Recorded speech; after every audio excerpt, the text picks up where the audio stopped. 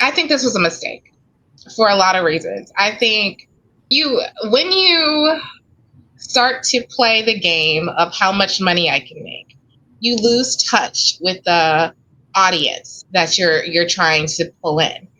And I think they have always considered AEW kind of like, that other promotion that they're not really worried about.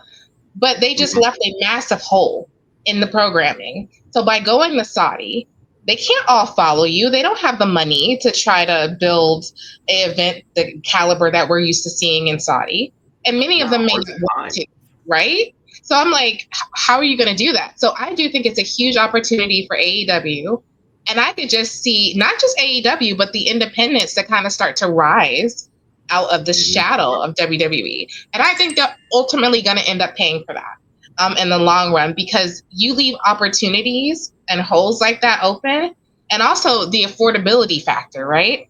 Even if WrestleMania is in your town and the tickets are $5,000, I can't pay for that. I'm going to, like I was telling Tanisha, I said, I'm looking local. I'm going to start taking my kids to these local shows. I live in the Raleigh, Charlotte area. And I'm like, there's so many things I didn't even know, but I would have Yeah, never started looking until the prices got to the point where I was like, I can't can't do take it. my Yeah. family of four. So I think they're leaving not just with Saudi, but overall with their new business strategy.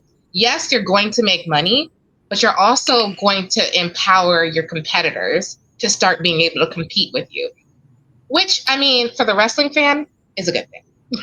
I think for the Kinda business like of a sponsor. WWE, Yeah. I don't know.